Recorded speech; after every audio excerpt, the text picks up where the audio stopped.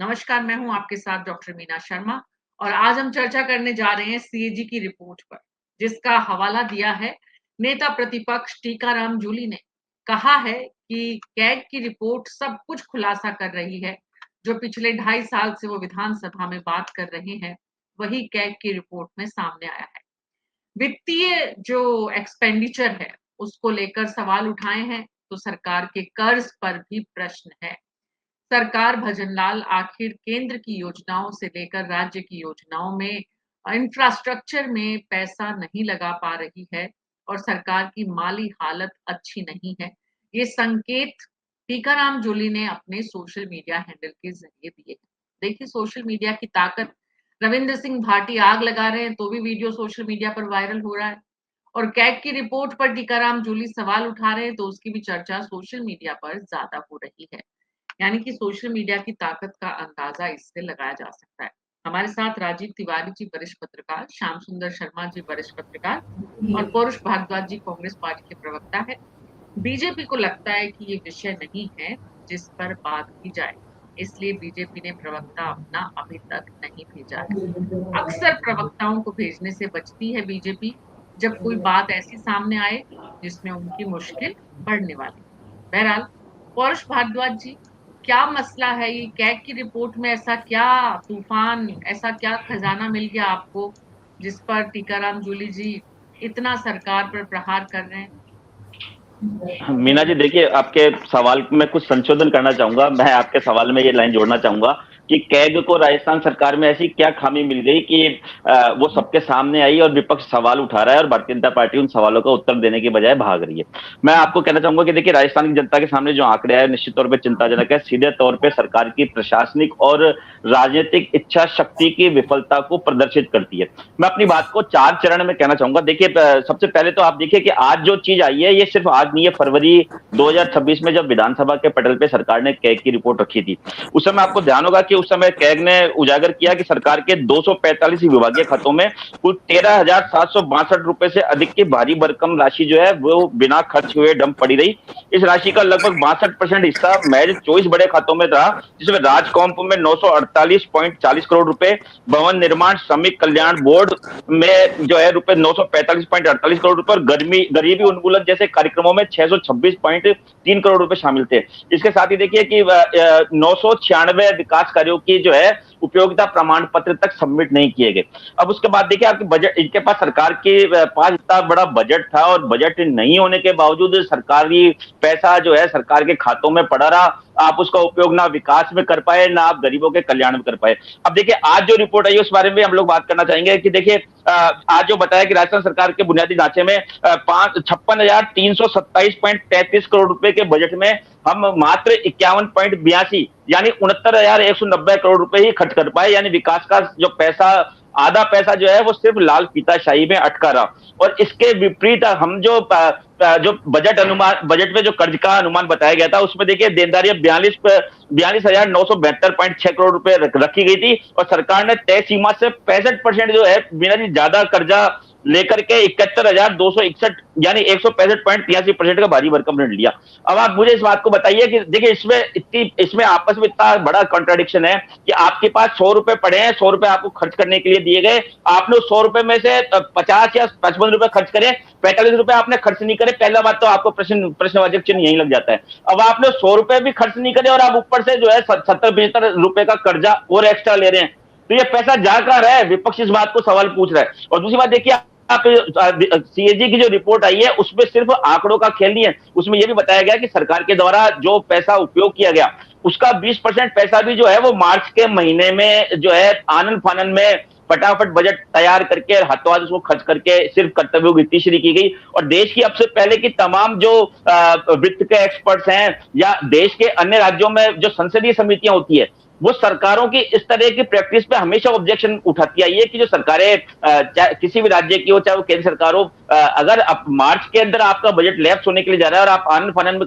उसको खर्च करने की प्लानिंग बनाते हैं तो निश्चित तौर पे देखिए वो गुणवत्ता पे भी फर्क डालता है वो पैसा। और वो पैसा देखा जाए तो वो सिर्फ एक नाम मात्र का खर्च होता है। वो पैसा मतलब अनुपयोग, एक तरीके से अनुपयोगी होता है, फाइलों में तो खर्च हो जाता है पैसा, लेकिन उसका जो वास्तव में रिजल्ट जनता को मिलना चाहिए वो नहीं मिल पाता। अब आप देखिए आज जो कैग की रिपोर्ट आई है उसमें दो जो है उसमें दो तरह के राज्य बताए, तो टॉप 5 राज्य बताए गए हैं और जो है सबसे पिछड़े प्रदेशों के बारे में 5 के बारे में बताया गया है। अब आपको जानकर ताज्जुब होगा कि हम हमेशा से भारतीय जनता पार्टी को कहते हैं, 2023 के जब चुनाव हो रहे थे तभी हमने भारतीय जनता पार्टी को कहा कि आप कहां कन्हैयालाल जैसे मुद्दे उठा करके ला रहे हैं, आप कहां लाल डायरी जैसे फर्जी मुद्दे उठा करके ला रहे हैं, आपकी केंद्र में सरकार चलते हुए 9 साल हो गए, उस समय 9 साल हुए थे, तो आपके 9 साल सरकार में चलते हुए हो गए, हमारे को राजस्थान में 4.5 साल हो गए। चुनाव केंद्र सरकार के विकास कार्य बनाम कांग्रेस सरकार के राज्य सरकार के विकास कार्यों पे करवाइए ना, परंतु प्रधानमंत्री जी तक जो है अपनी केंद्र सरकार की उपलब्धि नहीं बता पाए। चुनाव के परिणाम भी आपके खिलाफ आए, इसका मतलब कि बिल्कुल सरकार से संतुष्ट जनता नहीं थी, आपकी सरकार से नहीं असंतुष्ट थी।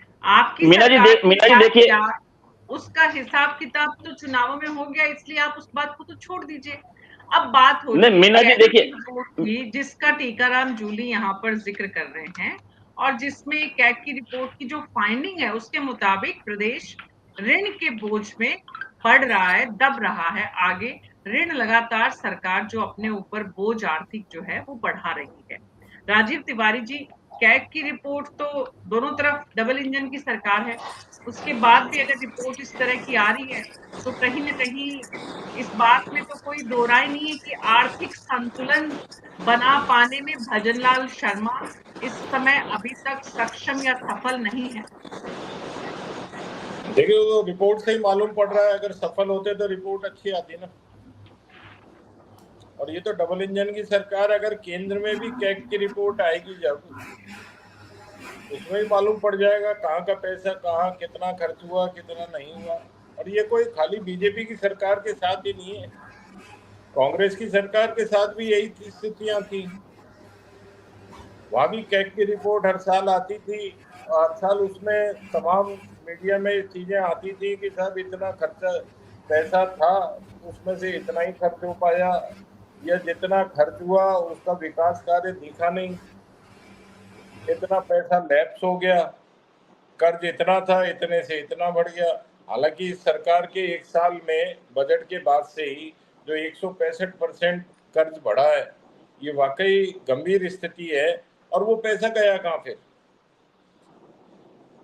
जब आपके पास खुद का पैसा केंद्र के द्वारा दिया हुआ राजस्व पड़ा हुआ है, राजस्व खर्चों के लिए, जो विकास कार्यों के लिए, तो वो तो खर्च हुआ नहीं। 50% आपका लगभग 51 पॉइंट समथिंग अभी बता रहे थे भारद्वाज जी, तो वो खर्च हुआ।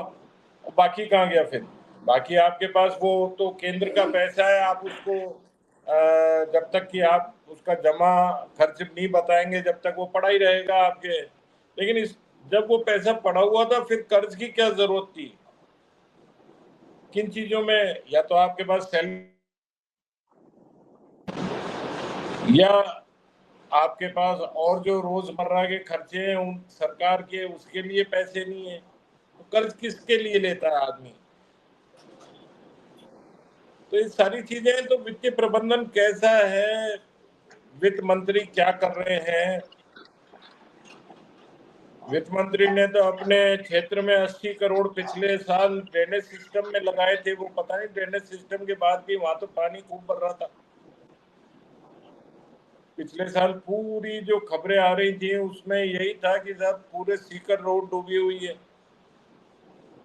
तो वो ड्रेनेज सिस्टम का पैसा कहाँ गया? और इस बार भी कहीं कोई ड्रेनेज होता दिख नहीं रहा। जब तक ड्रेनेज का काम आधा अधूरा होगा तब तक बारिश फिर आ जाएगी, पानी के वेग में वो सारा किया कराया फिर पानी में मिल जाएगा। जैसे कि नालों की सफाई होती है, हर बार उसमें कितने 12 करोड़ या कितने खर्च,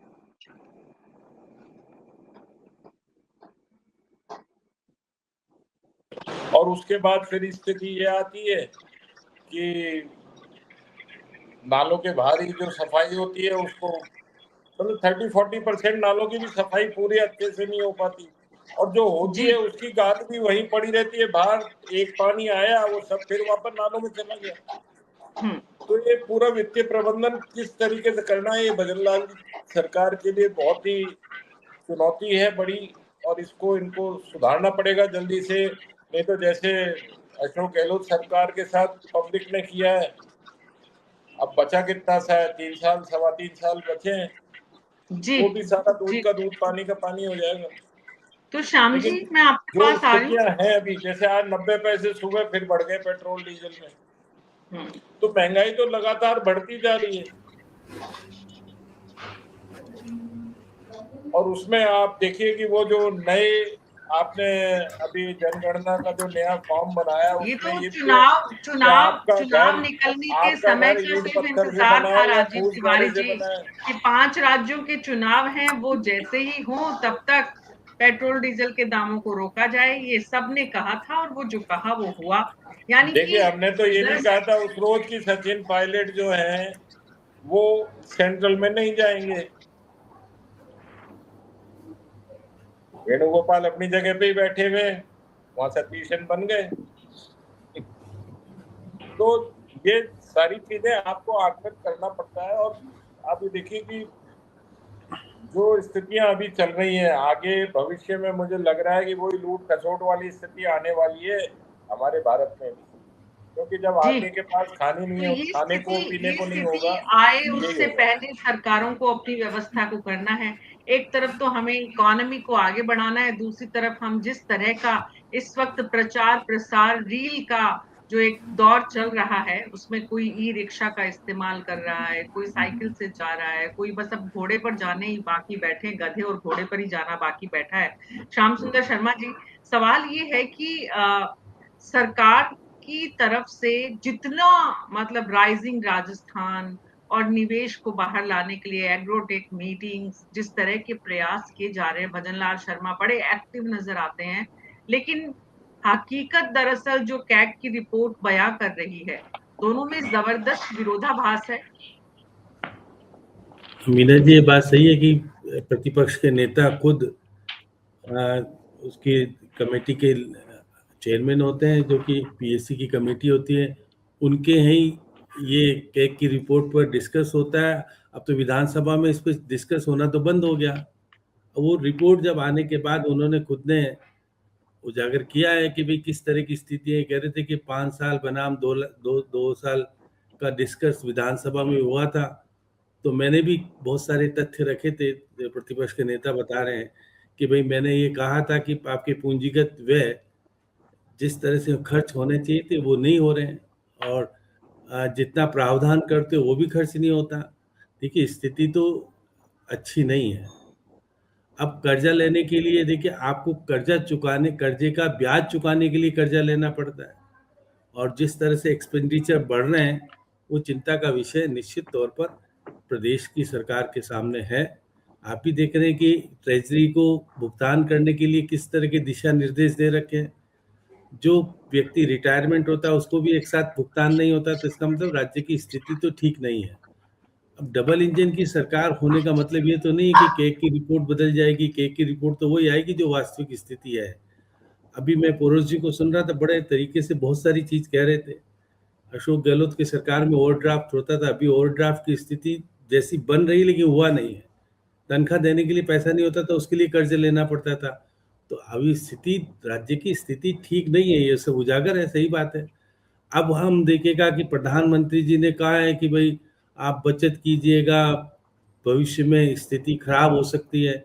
आज राहुल गांधी भी कह रहे थे कि भयंकर स्थिति खराब होने वाली है, और प्रधानमंत्री जी देश में रहने के बजाय विदेश यात्रा पे चले गए। देखिए, चिंता का विषय सबके सामने है कि हम किस तरह की स्थिति में जाने वाले हैं। अगर बेरोजगारी बढ़ेगी और सारी स्थितियां खराब होगी तो और प्रदेश की स्थिति चरमरा जाएगी।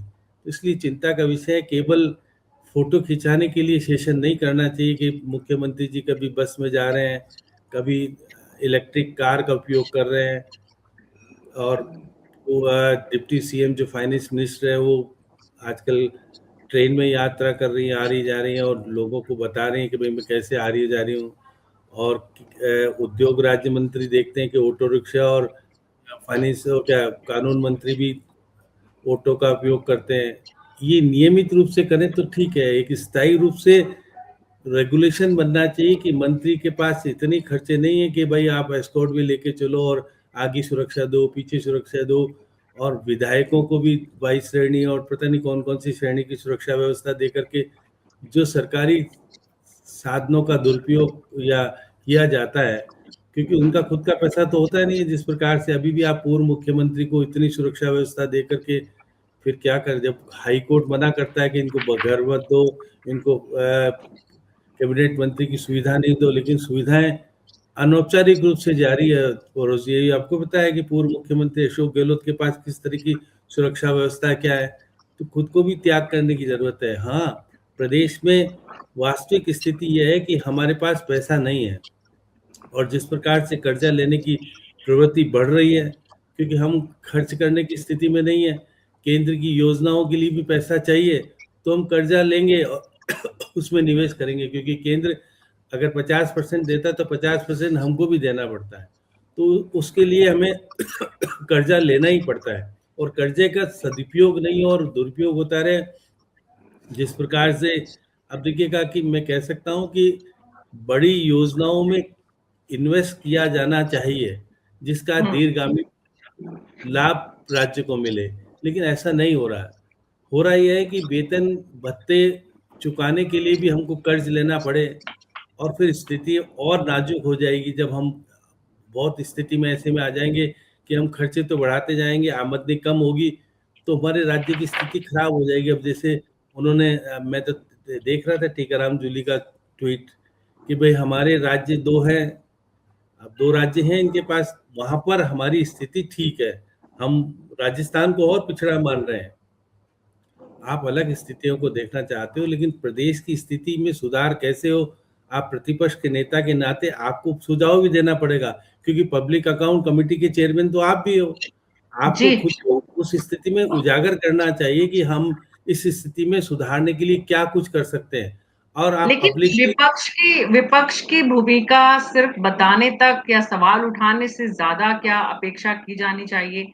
श्याम सुंदर शर्मा जी, सवाल ये है कि हम जहां प्रदेश राजस्थान देश का सबसे बड़ा प्रदेश भौगोलिक रूप से, अगर हम प्राकृतिक रूप से भी कहें तो पर्यटन का इतना बड़ा केंद्र, अगर हम खनिज और मार्बल के पॉइंट ऑफ व्यू से देखें तो भी जो है खनन में भी बहुत कुछ राजस्थान के पास ऐसा है, स्टोन बिजनेस इतना बड़ा है, तो ऐसा नहीं है कि राजस्थान के पास कुछ है नहीं। और राजस्थान के मुख्यमंत्री जब से मुख्यमंत्री बने तब से निवेश लाने की जो कोशिशें भी कर रहे हैं, लेकिन उसके बाद भी अगर इस तरह की स्थिति है तो उसके लिए जिम्मेदार किसको मानते हैं आप, पौरुष भारद्वाज जी? सिर्फ मौजूदा सरकार पर आप इस विषय को टालकर क्या पिछले सालों की व्यवस्था जो आगे बढ़ी उससे अपने आप को बचा लेंगे? क्योंकि अर्थव्यवस्था एक दिन एक मोड़ पर अचानक नहीं पहुंचती है, वो एक निरंतर प्रक्रिया का हिस्सा है। आज राजस्थान की जो अर्थव्यवस्था है उसने पिछले 5, 10, 15 सालों में जिस तरह से रफ्तार अर्थव्यवस्था की आगे बढ़ी, उसकी भी अपनी भूमिका है। मीना जी देखिए, सबसे पहले तो मैं, आपने शुरू में जो श्याम सुंदर जी भाई साहब से सवाल किया और बाद में आपने मुझसे पूछा कि भाई विपक्ष की क्या भूमिका है, तो देखिए विपक्ष की भूमिका हम दो तरीके से तय कर सकते हैं कि एक तो प्रायोगिक तौर पर, और एक जो संविधान ने जो विपक्ष को दायित्व दिया उसके आधार पर। तो निश्चित तौर पर संवैधानिक दायित्व के नाते सरकार की कमियां, सरकारी प्रशासनिक तंत्र की कमियां जनता के सामने रखना हमारा फर्ज है, जिसको हम लोग निरंतर निभाते चले आ रहे हैं। परंतु देखिए पिछले कुछ समय से, जैसा कि अभी शायद तिवारी जी भाई साहब ने बात की थी कि शुरू में कि है ना, आजकल सरकारें जो है, पहले तो इस तरह की कैग रिपोर्ट आती थी, विधानसभा में चर्चा हुआ करती थी, सदन में चर्चा होती थी, परंतु आजकल सिर्फ ये संसदीय समिति तक रह गई। मैं आप लोगों का ध्यान यहाँ भी लेके जाना चाहूंगा कि आप सब लोग मुझसे बहुत वरिष्ठ हैं, मेरे से ज्यादा आप लोगों को, सबको तीनों को जानकारी है कि है ना, पहले के समय में अगर कोई नया बिल लाया जाता था तो जनता से भी जो है उस पर सुझाव मांगे जाते थे, अखबार में विज्ञापन प्रकाशित होते थे, और उसके बाद में विधायकों की जो एक सर्वदलीय बैठक बुलाई जाती थी, और सर्वदलीय बैठक में जब सहमति बनती थी उसके बाद वो विधानसभा में प्रस्ताव आता था, अन्यथा उसको संसदीय समिति को भेज दिया जाता था। अब आज स्थिति क्या हो गई मीना जी, मुझे बताइए, आपकी विधायकों के पास कोई नया बिल सरकार लेके आती है, कोई नया विधेयक सरकार लेकर के आती है, 2 दिन पहले तो उसकी प्रतियां विधायक के पास पहुंचती था कि विधायक जो है उसमें कमियां ढूंढ करके कोई सरकार के खिलाफ आपत्तिजनक जो है कोई तैयारी ना कर ले। तो ऐसी स्थिति में जब विपक्ष पे को आप सहयोगी मानने की बजाय उससे आप शत्रुवत व्यवहार करेंगे, और देखिए एक नया ट्रेंड हो रहा गया कि अब तो विपक्ष का भी विपक्ष हो गया, पहले संवैधानिक व्यवस्था ने तो सत्ता पक्ष और विपक्ष दिया, सत्ता पक्ष अपनी खूबियां बताएगा, विपक्ष उसमें सकारात्मक आलोचना करेगा और सुझाव बताएगा। अब यहाँ तो स्थिति हो गई कि विपक्ष सरकार की उतनी आलोचना नहीं कर पाता जितनी सरकारी पक्ष जो है वो विपक्ष की आलोचना करते हैं और अभी से लेकर के नेहरू जी तक पहुंच जाते हैं। तो निश्चित तौर पे इन स्थितियों के लिए सत्ता पक्ष जिम्मेदार है, माहौल खराब करने के हिसाब से भी और संसदीय व्यवस्थाओं के हिसाब से और सरकारी कार्यप्रणाली के हिसाब से भी सरकार को आगे आकर के देखिए, हम तो ये तो अपने आप को सनातनी कहते हैं, हम सब सनातनी है। हमारे तो पौराणिक प्रसंग है कि दिन में महाभारत के युद्ध हुआ करते थे, रामायण के युद्ध हुआ करते थे, शाम को जाकर के एक दूसरे के खेमे से जाकर के शिक्षाएं लेकर के आते थे कि सब मैं क्या करूं, मुझे बताइए, युद्ध लड़ने की शिक्षा दीजिए, मुझे कैसे होना चाहिए। और पहले हमारी राजनीति में परंपरा थी, नरसिंह राव जी का समय आपको ध्यान है, अटल बिहारी वाजपेयी जी और नरसिंह राव जी मित्रवत उनका व्यवहार तथा कई महत्वपूर्ण मसलों पे एक होकर राय भी करते थे, उसके बाद पार्लियामेंट में जो है बिलों को भी पेश किया जाता था। अब आज क्या स्थिति हो गई मुझे बताइए आप, हर जगह कटुता, निचले लेवल पे कटुता, बड़े स्तर पे कटुता, हर जगह इस तरह का माहौल बन गया। निश्चित तौर पर भारतीय जनता पार्टी को सुधार, उसका अर्थव्यवस्था से किस तरह से संबंध स्थापित करने की कोशिश कर रहे हैं आप? अर्थव्यवस्था देखिए मीना जी, लोकतांत्रिक प्रक्रिया, राजनीति जो है वो उसमें वो शुचिता नहीं रह पाई है जो रहनी चाहिए, वो एक अलग मुद्दा है। लेकिन अर्थव्यवस्था की रफ्तार तो इकोनॉमी स्टेट की जो है, फाइनेंस जो है वो की है। फाइनेंस अगर स्ट्रांग है देखिए किसी स्टेट का, मैं तो उससे उसकी ग्रोथ रेट पूरे देश में अलग स्थापित होगी। राजस्थान की ग्रोथ रेट नीचे जाने का कोई कारण समझ में आता है आपको राजीव तिवारी जी? राजस्थान की ग्रोथ रेट हर वजह से ऊपर जाने का कारण समझ में आता है? देखिए, राजस्थान में ग्रोथ रेट जो नीचे जा रही है, और ये कोई एक दो दिन में जा नहीं रही है, लगातार ये प्रोसेस है जो जब तक आप इसको कंट्रोल नहीं करेंगे, कुछ इसके लिए कुछ सकारात्मक निर्णय नहीं करेंगे, कुछ बहुत ही एक्स्ट्रा ऑर्डिनरी आप कदम नहीं उठाएंगे, तब तक ये प्रोसेस रुकने वाला नहीं है। अब आप देखिए कि जो भी योजना बनती है, आप बिना उसको एसेस किए सिर्फ पब्लिक की एक पब्लिसिटी लेने, मतलब एक तरीके से वोट कैचिंग जो चीजें होती हैं, आप सिर्फ, आपके पास पैसा है नहीं 10 रुपए, आप 10 लाख की घोषणा कर दो, वाहवाही लूट लो, फिर उस 10 लाख की घोषणा के लिए आप उसके पब्लिसिटी पे 8 लाख रुपए खर्च कर दो, तो वो फिर कैसे चीजें संभलेंगी? पैसे तो 10 ही रुपए थे आपके, जो घोषणा करी, फिर उसकी पब्लिसिटी पे आपने खर्च किए, उसकी डीपीआर पे खर्च किए, न जाने कितनी आपने उसके लिए शाखाएं बढ़ा दी, लेकिन पैसा आपके पास है नहीं। अब आप देखिए, केंद्र ने भी आपको मंजूरी दे दी, स्टेट ने भी मंजूरी दे दी मेट्रो फेज 2 कि वहां से प्रहलादपुरा से और टोडी मोड़ तक 47 किलोमीटर या 46 किलोमीटर कितनी है, आपसे 2 किलोमीटर फेज 1C तो बन नहीं रहा, और आप 47 किलोमीटर की योजना लाके और आपने टारगेट भी दे दिया 2031 तक हम इसको पूर्ण कर देंगे, और उसका कितना आप उस पर खर्च कर रहे हैं, कितनी बार उसकी डीपीआर बन गई, कितनी बार, मतलब वो वसुंधरा जी की सरकार के समय से डीपीआर बन रही है, फिर गहलोत साहब ने डीपीआर बनाई, पता नहीं कितनी तो उसकी डीपीआर बन चुकी है। ऐसे ही ईआरसीपी आप देख लीजिए, 80,000 या कितना 1 लाख करोड़ पर पहुंच गई वो योजना। तो उसमें आप काम कैसे करोगे जब आप पास पैसा है नहीं, और आप उसके लिए कर्ज ले लेके आप उसको बनाओगे, तो उसका फायदा क्या मिलेगा इनमें? जी, तो राज्य की आर्थिक हालत ऐसी होने का श्याम जी क्या कारण समझ में आता है आपको? सरकार की नीतियां, सरकार की कार्यप्रणाली, सरकार की स्थिति, सरकार का ओवरऑल रेवेन्यू मॉडल समझ में क्या आता है? क्यों हम यहाँ पहुंचे हैं जिसकी वजह से कैग की रिपोर्ट में हम पिछड़े राज्यों की श्रेणी में शामिल हो गए हैं? मीना जी, हम तो बहुत पिछड़े थे, उसके बाद सुधार होता होता अब पिछड़ गए वापस से। देखिए, क्या मैं कह सकता हूँ कि जिस प्रकार से सरकारी व्यय बढ़ रहा है, हम वित्तव्ययता की बजाय जिस प्रकार का वैभव में खर्च कर रहे हैं पैसा, उस पर कटौती करने की बात जरूर करनी चाहिए। अब दिखावे की जगह हमको स्थायी रूप से निर्णय लेना चाहिए कि हम किस प्रकार से सरकारी खर्चों का कटौती करके हम कैसे कर सकते हैं। अब सचिवालय में देखिएगा, बिना बात एक अधिकारी के यहाँ 4-4 एसी लगते हैं, जबकि एक एसी से काम चल सकता है। उसमें मितव्ययता की देखिए, जहाँ जरूरत है वहाँ करने की जरूरत है, लेकिन नहीं हो रहा। मुख्यमंत्री कार्यालय पहले सचिवालय में हुआ करता था, अब आजकल अलग है। 450 कर्मचारी काम करते हैं, कितने आईएएस लिखते हैं, उसका आउटपुट क्या आता है ये आपको पता है।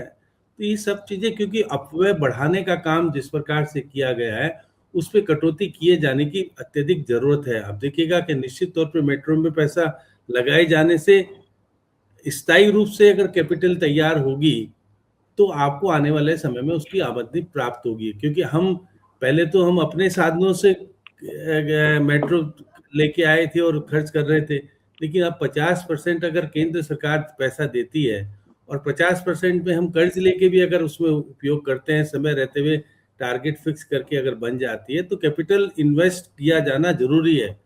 केवल कैपिटल इन्वेस्ट की जगह हम तो अपव्यय इसलिए बढ़ा रहे हैं कि हम सरकारी तनख्वाहें तो बढ़ाए जा रहे हैं, उसका आउटपुट कितना कैसे मिल रहा है ये आपने भी देख लिया। उसमें किस प्रकार से कटौती करके किस प्रकार से किया जाए। अब ईआरसीपी में भी हमको 90% मिल रहा है, तो 10% हम दे रहे हैं, तो उसमें हमको खर्च करने में कोई दिक्कत नहीं होनी चाहिए। उसमें तत्काल जी। तरीके से पैसा लगे और स्थायी रूप से अगर सरकार कुछ कर पाने में, कैपिटल इन्वेस्टमेंट जितना ज्यादा होना है उससे विकास की दृष्टि से अच्छा माना जाता है। अगर आप कैपिटल इन्वेस्टमेंट की जगह एक्सपेंडिचर बढ़ाए जाओगे और तो हम स्थिति ठीक नहीं होती। अब हाँ, विधानसभा में चर्चा की जो स्थल है वहां पर इस पे खुले रूप में चर्चा करने का जो पहले प्रवृत्ति थी, उस पर क्यों रोक लगा दी गई? क्यों किस तरह से विपक्ष मांग भी नहीं करता तरीके से? विपक्ष मांग करेगा तो उसको पता है कि उनकी सरकार का वक्त का भी चर्चा आएगा तो उनकी भी बारी आएगी। कहते हैं आउट करो उसको। तो पुरोहित जी, निश्चित तौर पर सरकार केवल यही नहीं 5 साल का नहीं, हम आने वाले टारगेट, अभी तो सरकार 2045 तक का टारगेट फिक्स करना चाहती है, तो 2043 तक का टारगेट तो फिक्स करना चाहते हो, लेकिन किस तरह से अचीवमेंट करोगे?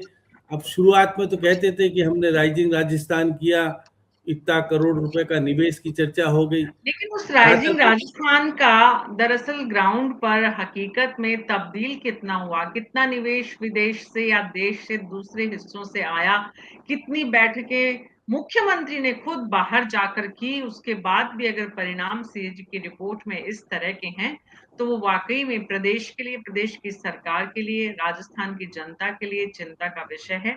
आप सबका बहुत बहुत शुक्रिया इस चर्चा में शामिल होने के लिए।